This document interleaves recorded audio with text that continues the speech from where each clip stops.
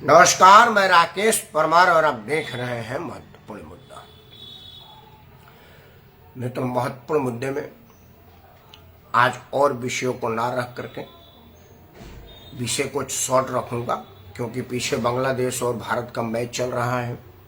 शुभमन गिल शतक बनाने के बाद एक धुआंधार पारी की स्थिति में मैं उसको मिस करना नहीं चाहता और चाहता हूं कि ये लड़का भारत को विजेता बना करके लेके आवे, क्योंकि बांग्लादेश से हारना वो भी क्रिकेट में अच्छी बात नहीं रहेगी। जिसको हम ही ने आज़ाद करवाया आज हमारी क्रिकेट को छीनेगा तो ये ठीक नहीं रहेगा। खैर मित्रों, आज का विषय चूंकि छोटा है तो कोई भूमिका नहीं है। आज के विषय की शुरुआत करने के पहले थोड़ी एक हास्यास्पद बात से कहता हूँ। आप इसको हंसी मिलेंगे या सीरियस ले, लेकिन मामला बड़ा सीरियस है। क्या हुआ था कि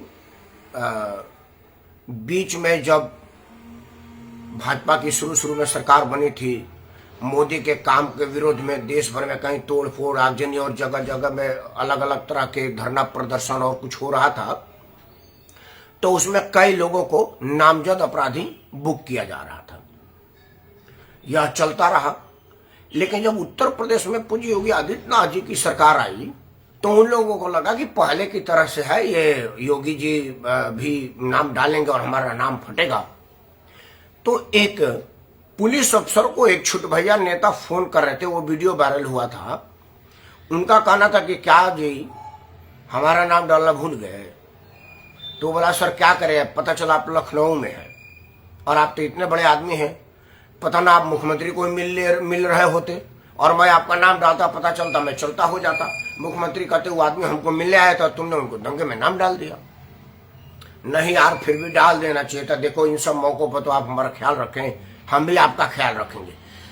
मतलब कि वो दंगा वाले जगह पर नहीं थे, लेकिन वो अपना नाम डलवाना चाह रहे थे ताकि पार्टी में लोगों को लगे कि भाई आदमी पार्टी का वफादार वर्कर है और पार्टी के दिए दिशा निर्देश का पालन करके सड़कों पर तोड़ फोड़ आगजनी और धरना प्रदर्शन कर रहा है। इन सब चीजों से एक चीज आज उत्पन्न हुई,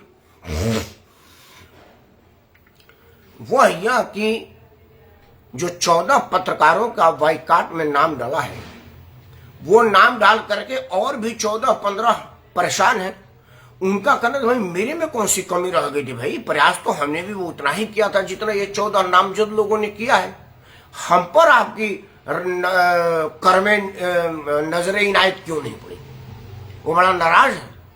उन्होंने कहा कि भाई दोबारा से सूची सुधार करिए और हमारा भी नाम डालिए, क्योंकि हमने भी कम प्रयास नहीं किया है जिस प्रयास के लिए आपने उन लोगों को बैन किया है। यह तो हंसने की बात है, लेकिन सीरियस बात क्या है आप पहले समझिए। असल में क्या था कि 2014 से जब से नरेंद्र मोदी की सरकार केंद्र में बनी है, तब से कोई ऐसा मौका विपक्ष के हाथ नहीं लगा जिससे सत्ता परिवर्तित कर देने जैसा कोई काम हो सके। नरेंद्र मोदी ने कोई ऐसा मौका नहीं दिया जिससे इन लोगों को सड़कों पर संग्राम करने का बहाना मिल सके, जनता को अपने तरफ मोबिलाइज करने का मौका मिल सके। इन लोगों के पास कुछ करने का काम नहीं है। समाचार वाले भी ये देखते हैं कि यार इनका रिपोर्ट लेकर के क्या करेंगे, इसमें तो कुछ माइलेज उलेज है नहीं। यह मैं बात इसलिए कह रहा हूं कि एक वाकया का सूचना मैंने अपने जानकार मित्र को दिया कि देखा यार ये बड़ा बड़ा मामला है और बड़ा जनहित का मामला था। उन्होंने बोला कि मतलब आप बवाल में कुछ 10-20 हजार 5,000 2,000 आदमी आए हैं। बोला नहीं ऐसा तो नहीं है। फिर जाके क्या करेंगे यार, एक आदमी का खड्डा है, कहाँ कुछ हो पाएगा। मेरा एडिटर चलाई गई नहीं। मतलब समाचार वाले भी उन्हीं खबर को उठाते हैं जहां मास अपील हो, मास इफेक्ट हो।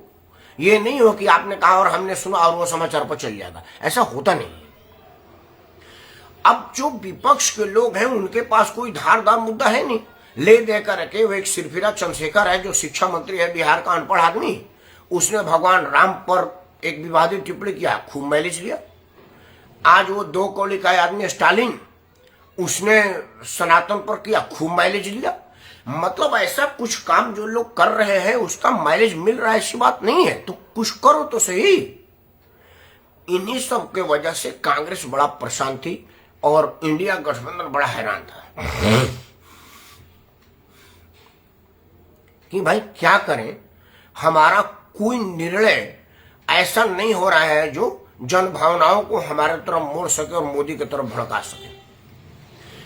तो उन्होंने कहा कि कुछ ऐसा करते हैं कि ये पत्रकारों का बैन करने की एक संगूफा छोड़ते हैं। कम से कम एक बदनाम हुआ तो क्या हुआ, नाम तो होगा। और इसी कंसेप्ट के तहत आप जब से देख रहे हैं कि उन्होंने 14 लोगों के नाम का लिस्ट जारी किया, तब से मीडिया का मुख्य आकर्षण यही लोग रहे और यही बयान रहा है। देश का हर बड़ा अखबार, हर बड़ा चैनल का मालिक, हर बड़ा चैनल का प्रस्तोता और हमारे जैसे यूट्यूबर भी, फेसबुकिया भी इस बात का खैर मकदम मजम्मत कर रहे हैं, विरोध कर रहे हैं और अपने अपने स्तर पर बात रख रहे हैं। तो मतलब कल से यही खबर है, इंडिया गठबंधन का ही चर्चा है। तो कुछ नहीं हुआ तो इंडिया गठबंधन का नाम तो हो रहा है, लोगों को पता तो चल रहा है यार देश में कोई गठबंधन बनी है जिसने पत्रकारों को बैन किया है। क्योंकि अगर ये 1975 का मौका होता तो ये 14 लोग जेल में होते, बैन करने की जरूरत नहीं होती जैसे पहले लोग थे 1975 में। जैसे पहले पत्रकारों को सीधे जेल दे दिया जाता था, बेल का कोई मौका ही नहीं दिया जाता था, आज यही हाल होती। लेकिन आज वो सत्ता में नहीं है और इस स्थिति में नहीं है, इसलिए कुछ नहीं कर पा रहे हैं तो बैन कर रहे हैं। और मैं ये इसलिए कह रहा हूं कि इनका बैन करने का कोई मामला बड़ा सीरियस नहीं है, क्योंकि सिर्फ 14 ही क्यों, एनडीए गठबंधन का पक्ष तो करीब करीब सभी ले रहे हैं। बल्कि मैं कहूंगा कि ये 14-15 जो कुछ लोग हैं वही लोग एनडीए गठबंधन के विरुद्ध और मोदी के विरुद्ध में ताल ठोके हुए रहते हैं। बाकी तो सबके सब मोदी के पक्ष में बोलते हुए नजर आ रहे। तो इन 14 ही के नाम से लाठी क्यों खुली?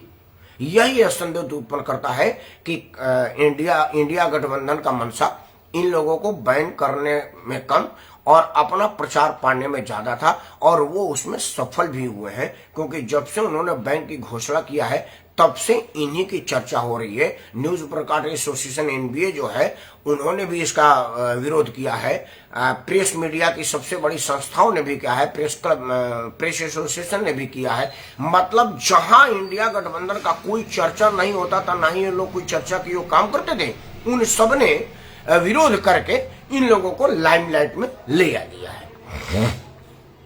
लेकिन मित्रों, प्रकृति का एक सिद्धांत है, जब बारिश होती है ना तो बुलबुले उठते हैं। एक बूंद से बुलबुला उठता है और उसका दूसरा बूंद से वही बुलबुला फूट जाता है। आपने कहीं देखा होगा। ये इंडिया गठबंधन का विरोध भी पानी के बुलबुले की तरह से है।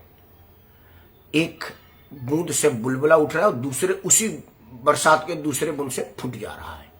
अगर पत्रकारों को बैन करके ये थोड़ा बहुत उठे हैं तो उसी पत्रकार के काम से ये फूट भी जाएंगे। अगर आप कोई जनता के हित की बात, जनता का मुद्दा और जनता के लिए कुछ काम करते हुए प्रतीत नहीं होंगे और जनता के सामने यह नहीं रखेंगे कि मैं आऊंगा तो ये करूंगा, ये नहीं कर पाए हैं, तब तक आप पानी में उठे बुलबुले की तरह से हैं।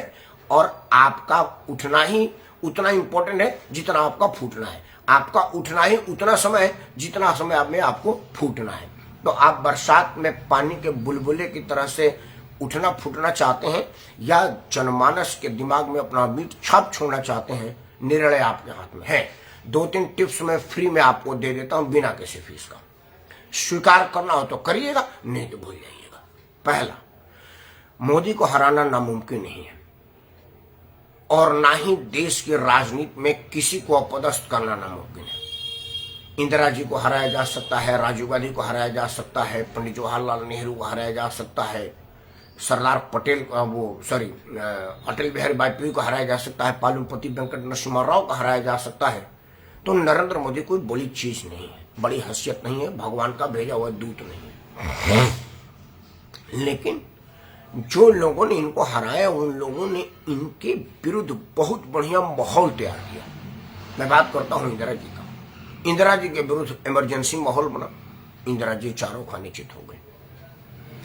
उनके पुत्र राजीव गांधी जो मिस्टर क्लीन की छवि लिए थे, उनके विरुद्ध बोफोर्स का एक मामला उठा, राजीव जी चारों खाने चित हो गए। नरसिम्हा राव के विरुद्ध उन्हीं के लोगों ने जेएम घूस कांड को सामने रखा, चारों खाने चित हो गए।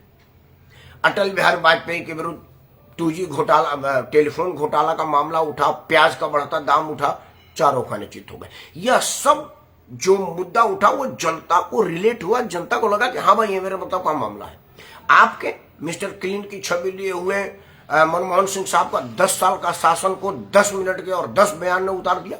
नरेंद्र मोदी ने जब कहा कि 2G 3G कोलगेट फलाना गेट घोटाला हुआ है, बेशक मनमोहन सिंह को ईमानदार प्रस्तुत किया जा रहा है, बट रेन कोट पहन करके बाथरूम में नहाने की कला जो मनमोहन सिंह में है वो किसी में नहीं है। जनता को लगा कि अरे बात ठीक करे, मनमोहन ईमानदार है तो क्या है, बाकी के सारे तो आकंठ बेईमान है। और जनता को ये लगा और वजह हुआ उनका विदाई। तो नरेंद्र मोदी के विरुद्ध दो चीजें करें, एक तो जनता के हितों का मुद्दा उठाए और जितना हो सके आपस में एकता दिखाए। मऊ का चुनाव इसका परिणाम आपके सामने है। 1-1 था तो मोदी को हारना पड़ा था। अगर यही एक्सपेरिमेंट पूरे देश में हुआ तो परिणाम बदल सकता है, नहीं तो आपको भी परिणाम पता है, मुझे भी पता है। पत्रकारों के विरोध का विरोध करते हुए मैं राकेश परमार आपको और पत्रकारों को दोनों को सद्बुद्धि की प्रार्थना के साथ जय हिंद, वंदे मातरम, भारत माता की जय।